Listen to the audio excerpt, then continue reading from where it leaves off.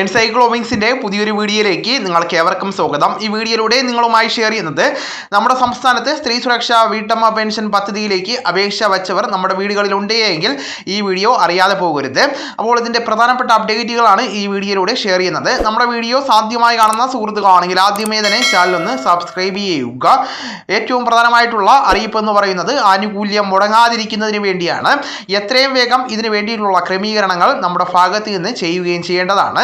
സംസ്ഥാന സർക്കാർ ഈ ഒരു സ്കീമിൻ്റെ 1000 രൂപ പദ്ധതിയുടെ രജിസ്ട്രേഷൻ വിളിച്ചപ്പോൾ തന്നെ എല്ലാവരും അപേക്ഷ വയ്ക്കുവാനായിട്ടുള്ള തിടുക്കം കൂട്ടി. അങ്ങനെ വന്നതുകൊണ്ട് തന്നെയാണ് ഒരുപാട് അപേക്ഷകളിൽ ഇപ്പോൾ പൊരുത്തക്കേടുകൾ റിപ്പോർട്ട് ചെയ്തിരിക്കുന്നത്. അപേക്ഷകൾ റിട്ടേൺ ആവുകയാണ്, അതായത് തിരികെ ഗുണഭോക്താവിൻ്റെ പക്കലിലേക്ക് തന്നെ മടങ്ങുന്ന ഒരു സാഹചര്യം. അപേക്ഷ റിജക്റ്റ് ആയിട്ടില്ല, പക്ഷേ റിജക്റ്റ് ആകുന്ന സാഹചര്യം വരെ ഉണ്ടായിരിക്കുന്നതാണ്. അതുകൊണ്ട് തന്നെയാണ് അപേക്ഷ വച്ചവരെല്ലാം തന്നെ ഈ ഒരു അറിയിപ്പ് തീർച്ചയായിട്ടും ശ്രദ്ധിക്കണമെന്ന് പറയുന്നത്. നമ്മുടെ സംസ്ഥാനത്തെ വീട്ടമ്മ പെൻഷൻ പദ്ധതിക്ക് വേണ്ടിയിട്ടുള്ള വെരിഫിക്കേഷനുകൾ ആരംഭിച്ചിരുന്നു. ഉദ്യോഗസ്ഥർ എല്ലാ ഡോക്യുമെന്റും കൃത്യമായിട്ട് പരിശോധിച്ച് സ്ഥിരീകരിക്കുകയാണ്.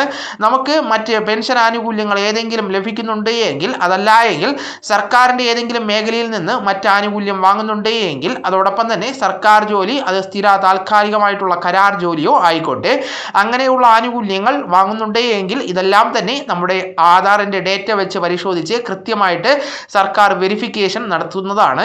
ഇനി അതുമാത്രമല്ല, ഈ ഒരു സമയത്ത് 16 ലക്ഷത്തിന് മുകളിൽ അപേക്ഷകൾ സമർപ്പിച്ചു കഴിഞ്ഞിരുന്നു.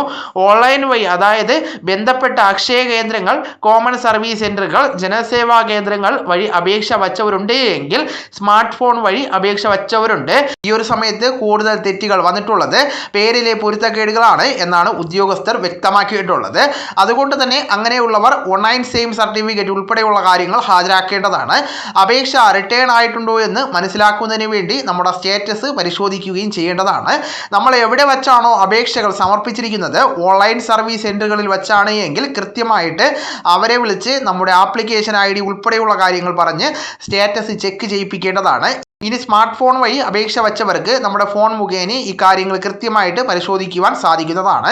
എത്രയും വേഗം വേണം ഈ കാര്യങ്ങൾ പരിശോധിച്ച് സ്ഥിരീകരിക്കുന്നതിന് വേണ്ടിയും. അതിനുശേഷം നമ്മുടെ പേരിൽ ഏതെങ്കിലും രീതിയിലുള്ള പൊരുത്തക്കേടുകൾ ഉണ്ട് എങ്കിൽ, അതായത് പേരിലെ വ്യത്യാസമാണ് ഇവിടെ കാണുന്നത്, അത് കൃത്യമായിട്ട് ഓൺലൈൻ സെയിം സർട്ടിഫിക്കറ്റുകൾ നമ്മൾ ഹാജരാക്കി അത് തിരുത്താവുന്നതാണ്. എങ്കിൽ മാത്രമേ നമുക്ക് തുക അക്കൗണ്ടുകളിലേക്ക് ക്രെഡിറ്റ് ആവുകയുള്ളൂ. അപ്പോൾ സ്ത്രീ സുരക്ഷാ പെൻഷൻ പദ്ധതിയുടെ ആനുകൂല്യത്തിന് അപേക്ഷ വച്ചവർ തീർച്ചയായിട്ടും ഈ കാര്യങ്ങൾ ശ്രദ്ധിക്കേണ്ടതാണ്. ഇനിയും അപേക്ഷ വയ്ക്കുവാനുള്ള അവസരമുണ്ട്. അപേക്ഷകൾ നടന്നുകൊണ്ടിരിക്കുകയാണ്. ഓൺലൈൻ സർവീസ് സെന്ററുകൾ മുഖേനയോ സ്മാർട്ട് ഫോൺ വഴിയോ അപേക്ഷകൾ സമർപ്പിക്കാവുന്നതാണ്. 35 വയസ്സിനും 60 വയസ്സിനും ഇടയിൽ പ്രായമുള്ളവർക്കാണ് അപേക്ഷ വയ്ക്കുവാനായിട്ട് അർഹത ഉണ്ടായിരിക്കുന്നത്. അതുമാത്രവുമല്ല, തൊഴിലുറപ്പ് പദ്ധതിയുടെ ആനുകൂല്യം വാങ്ങുന്നവരൊക്കെയാണ് എങ്കിൽ പോലും നമുക്ക് അപേക്ഷ സമർപ്പിക്കുവാനായിട്ട് സാധിക്കുന്നതാണ്. വളരെ പ്രധാനപ്പെട്ട ഈ വിവരങ്ങൾ നിങ്ങളുടെ സുഹൃത്തുക്കളിലേക്കും മറ്റ് ഗ്രൂപ്പുകളിലേക്കും കൂടെ ഷെയർ ചെയ്യുക. നമുക്ക് തുടർന്നും വിജ്ഞാനപരമായിട്ടുള്ള മറ്റ് വീഡിയോസും ആനുകാലിക വിവരങ്ങളുമായിട്ട് വീണ്ടും കാണാം. അതുവരെ ഗുഡ് ബൈ.